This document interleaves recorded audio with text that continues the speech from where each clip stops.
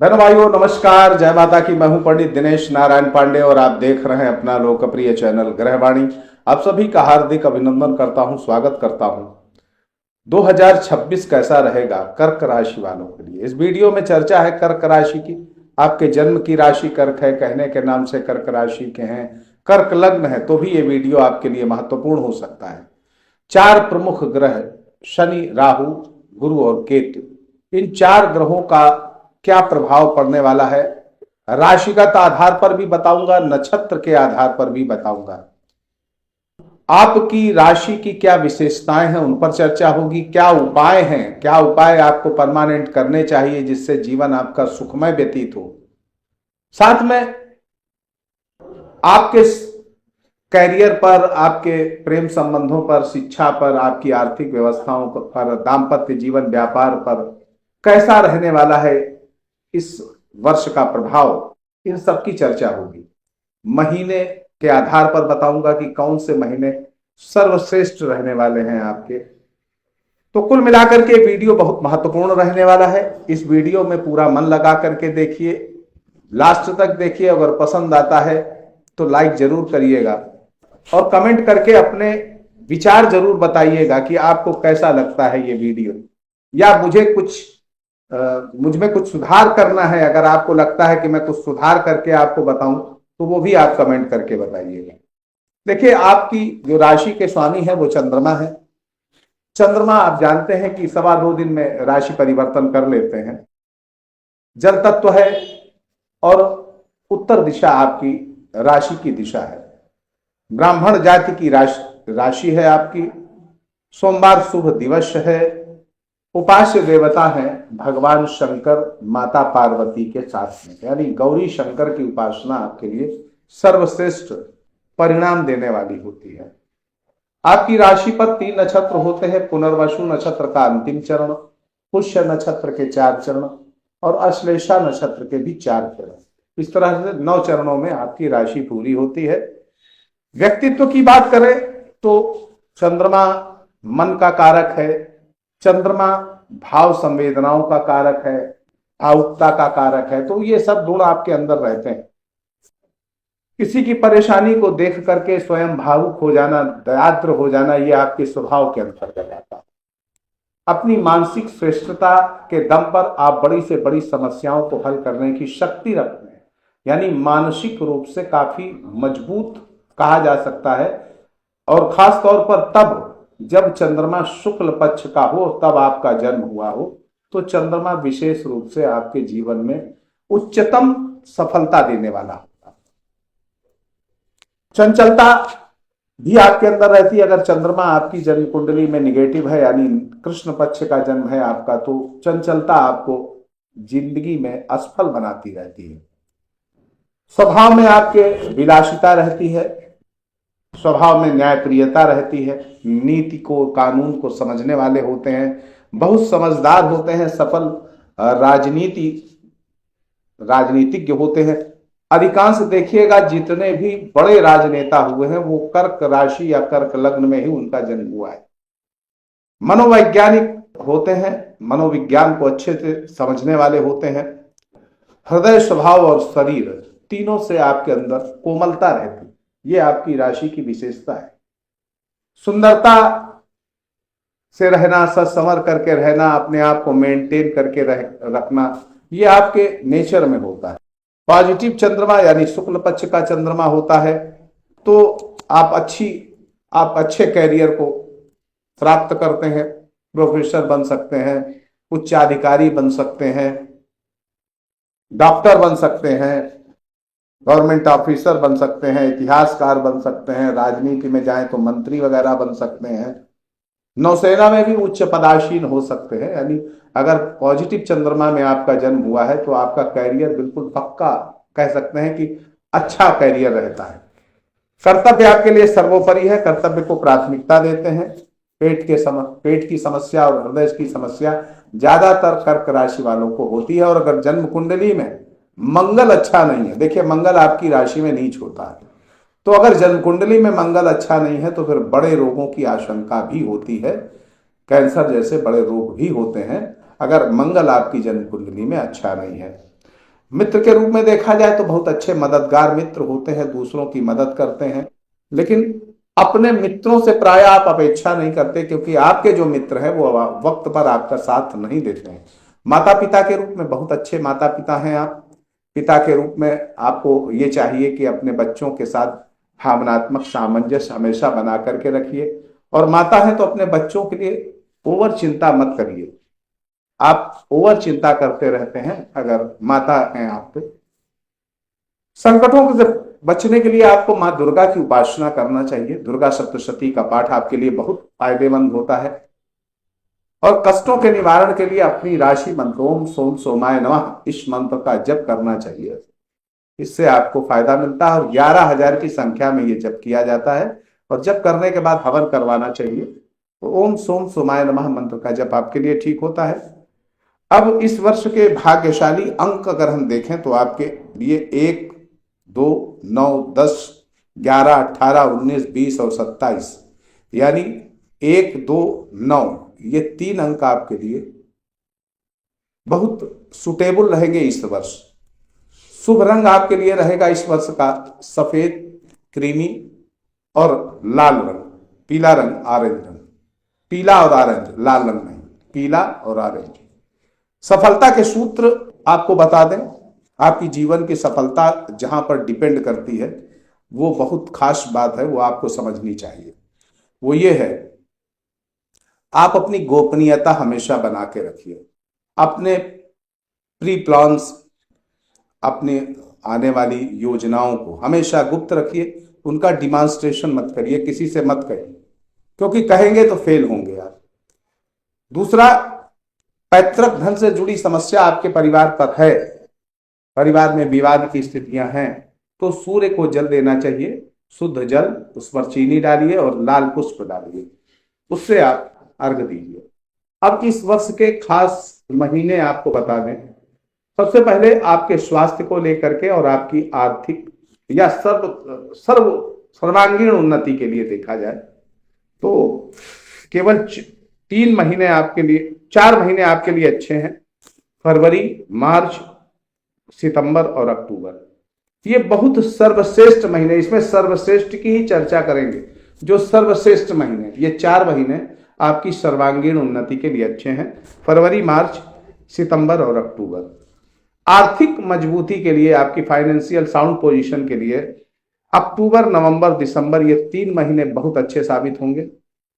शिक्षा, संतान और प्रेम संबंधों के लिए देखा जाए तो 4 महीने ठीक है। जनवरी, अप्रैल, नवंबर और दिसंबर, ये 4 महीने सर्वश्रेष्ठ हैं।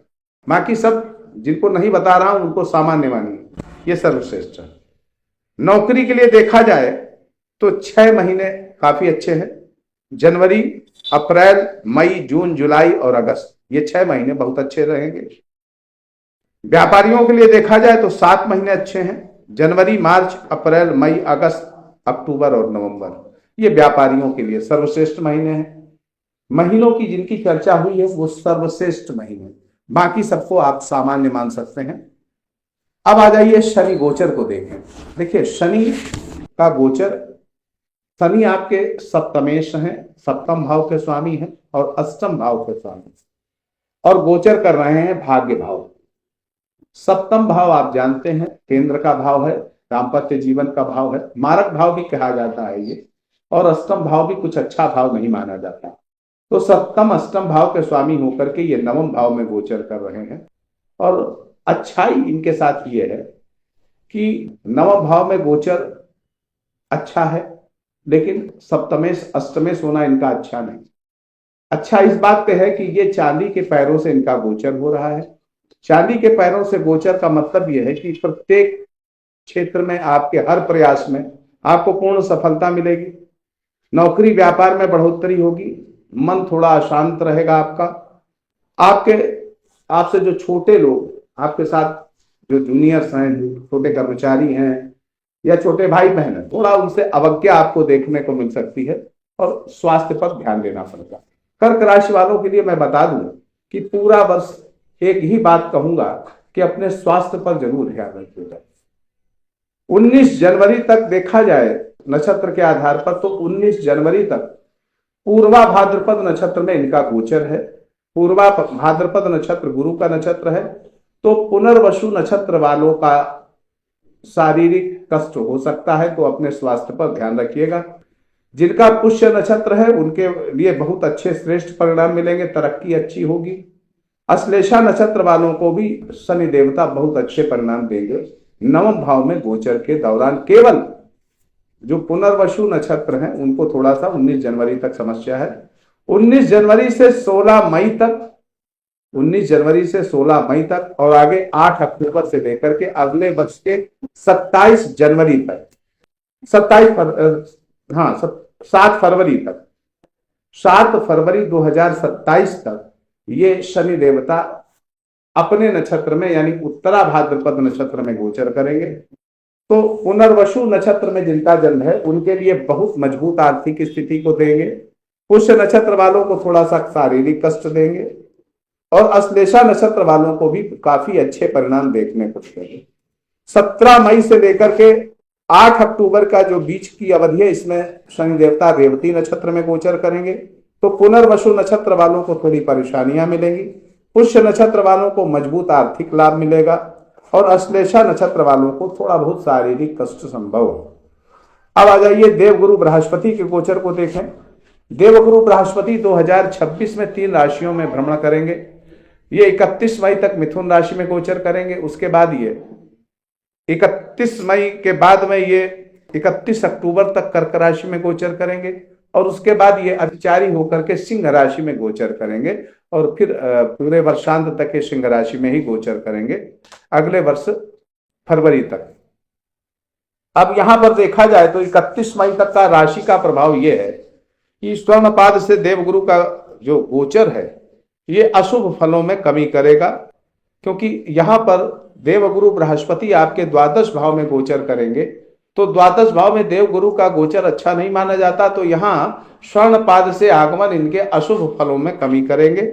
व्यापार नौकरी में निश्चित तौर पर आपकी बढ़ोतरी होगी। थोड़ा सा पारिवारिक माहौल आपका संतुलित रहेगा। स्वास्थ्य पक्ष पर ध्यान रखना पड़ेगा और धन ऐश्वर्य संपदा मान सम्मान का पूरा लाभ मिलेगा, पर खर्चे ज्यादा रहेंगे क्योंकि खर्चे के भाव पर देवगुरु बृहस्पति का गोचर रहेगा, तो स्वाभाविक खर्चे ज्यादा रहेंगे। आपकी यात्राएं अधिक हो सकती हैं, यात्राएं ज्यादा करनी पड़ सकती हैं और इस समय आपको ओम नमो भगवते वासुदेवाय मंत्र का जप करना श्रेष्ठ परिणाम देगा। 31 मई से लेकर के 31 अक्टूबर के बीच में ये देवगुरु बृहस्पति कर्क राशि में गोचर करेंगे, यानी आपके राशि लग्न पर गोचर करेंगे। तो यहाँ पर स्वर्णपाद से आगमन इनका यहाँ भी है, यानी श्रेष्ठ लाभ मिलने वाला है। अधूरे कार्य पूरे होंगे, शिक्षा के शुभ परिणाम मिलेंगे, प्रेम संबंधों के लिए काफी अच्छा रहेगा, संतान पक्ष के लिए काफी अच्छा रहेगा, आपके व्यापार के लिए काफी अच्छा रहेगा, आपके दाम्पत्य जीवन के लिए काफी अच्छा रहेगा, धर्म कर्म के लिए भी काफी अच्छा रहेगा, घर में मांगलिक कार्यों के लिए भी अच्छा रहेगा, विवाह की संभावनाएं भी बनेंगी, विवाह की बात पक्की हो सकती है, प्रेम संबंधों में भी विवाह होने की पूरी संभावना बनेगी। तो यहां पर देखा जाए तो आपको केवल कर्तव्यनिष्ठ जीवन शैली अपनानी है, फिर देवगुरु बृहस्पति के श्रेष्ठतम परिणाम आपको मिलेंगे। हाँ, इतना यह है कि लग्न में जब देवगुरु का बृहस्पति का गोचर होता है तो थोड़ा स्वास्थ्य पर ध्यान देना पड़ता है। 31 अक्टूबर से लेकर के 2027 के बीच की अवधि में देवगुरु बृहस्पति जो हैं ये सिंह राशि में गोचर करेंगे, यानी आपके द्वितीय भाव में गोचर करेंगे। 31 अक्टूबर के बाद वर्षांत तक आप मान लो, उसके आगे का तो अगले वर्ष बताया जाएगा। तो यहां पर लौहपाद से इनका कनेक्ट जो आगमन है लौहपाद से, तो यहां पर जो देवगुरु बृहस्पति आपके लिए उतने अच्छे नहीं होंगे। द्वितीय भाव में गोचर के दौरान थोड़ा सा पारिवारिक समस्याएं, आर्थिक समस्याएं आपके जीवन में आएंगी। नौकरी व्यवसाय के लिए तो ठीक रहेगा, वहां तरक्की के रास्ते दिखेंगे। हाँ, इतना जरूर है कि मेहनत बहुत करनी पड़ेगी देवगुरु बृहस्पति के द्वितीय भाव में गोचर के दौरान। अब नक्षत्र के आधार पर देखें तो यहाँ पर देवगुरु बृहस्पति इस पूरे वर्ष में 4 बार नक्षत्र परिवर्तित करेंगे। 19 जून तक ये रहेंगे पुनर्वसु अपने ही नक्षत्र में। तो पुनर्वसु नक्षत्र में जिनका जन्म है उनके लिए तो श्रेष्ठ कहा जा सकता है, लेकिन थोड़ा सा स्वास्थ्य पर ध्यान रखना पड़ेगा, कर्तव्यनिष्ठ जीवन शैली अपनानी पड़ेगी। जिनका पुष्य नक्षत्र का जन्म है उनके लिए देखा जाए तो बहुत श्रेष्ठ परिणाम देवगुरु बृहस्पति देंगे 19 जून तक, और अश्लेषा नक्षत्र वालों को भी शुभ परिणाम मिलेंगे। 19 जून से लेकर के 19 अगस्त के बीच में देवगुरु बृहस्पति पुष्य नक्षत्र में गोचर करेंगे, तो पुनर्वसु नक्षत्र वालों को श्रेष्ठ आर्थिक लाभ मिलेंगे। पुष्य नक्षत्र वालों को थोड़ा सा संघर्ष और स्वास्थ्य संबंधी परेशानी संभव है। अश्लेषा नक्षत्र वालों को भी शेष शुभ परिणाम ही प्राप्त होंगे। अब आ जाइए 19 अगस्त से लेकर के 31 अक्टूबर के बीच में अश्लेषा नक्षत्र में देवगुरु बृहस्पति बुध के नक्षत्र में करेंगे, तो पुनर्वसु नक्षत्र वालों को थोड़ी बहुत परेशानियां उठानी पड़ सकती हैं। पुष्य नक्षत्र वालों के लिए आर्थिक लाभ बहुत श्रेष्ठ रहेंगे, और अश्लेषा नक्षत्र वालों को भी थोड़ा सा स्वास्थ्य का ध्यान रखना पड़ेगा। 31 अक्टूबर से वर्षांत तक का देखा जाए तो गुरु का मघा नक्षत्र में गोचर होगा, ये केतु का नक्षत्र है, तो पुनर्वसु नक्षत्र वालों को अति श्रेष्ठ परिणाम मिलेंगे। पुष्य नक्षत्र वालों को आकस्मिक परेशानियां उठानी पड़ेंगी। अश्लेषा नक्षत्र वालों को श्रेष्ठ आर्थिक लाभ मिलने वाले हैं। तो ये रहा देवगुरु बृहस्पति का गोचर। अब आ जाइए राहु के गोचर को देखें, तो राहु का गोचर अच्छा है। यद्यपि अष्टम भाव में राहु गोचर कर रहे हैं, तो ताम्रपाद से इनका गोचर है, तो अष्टम भाव के जितने अशुभ परिणाम हैं, आकस्मिक रूप से कोई बड़ी घटना हो जाना, आकस्मिक रूप से नुकसान हो जाना, आकस्मिक रूप से कोई बड़ा फायदा भी हो जाना, ये अष्टम भाव में राहु के परिणाम है। तो यहां पर ताम्रपाद से इनका आगमन है, तो अशुभ प्रभाव तो कम मिलेंगे, शुभ प्रभाव ज्यादा मिलेंगे। धन, ऐश्वर्य, संपदा, भूमि, भवन, वाहन आदि का आकस्मिक रूप से अच्छा लाभ मिलेगा। धर्म, कर्म, सामाजिक, राजनीतिक क्षेत्र में भी काफी अच्छी सफलताएं आपको मिल सकती हैं। फिर भी मानसिक और शारीरिक अशांति जरूर रहेगी, क्योंकि चंद्र राशि से अष्टम में राहु का गोचर थोड़ा सा स्वास्थ्य भी गड़बड़ करता है, थोड़ा मानसिक और आत्मिक शांति में भी कमी करता है, उत्साहहीनता देता है।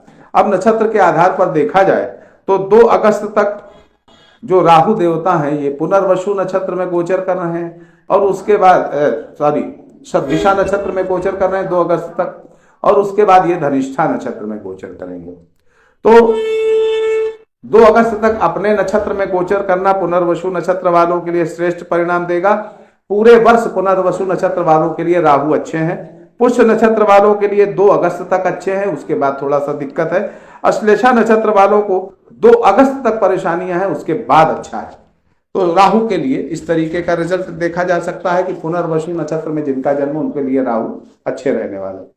अब आ जाइए केतु के नक्षत्र को केतु को देखें, तो केतु का द्वितीय भाव में गोचर है। देखिए, वाणी का दुरुपयोग करने से बचिएगा, आर्थिक लेन देन में सावधानी रखिएगा, भगवान गणेश के संकट नाशन गणेश स्तोत्र का पाठ करिएगा।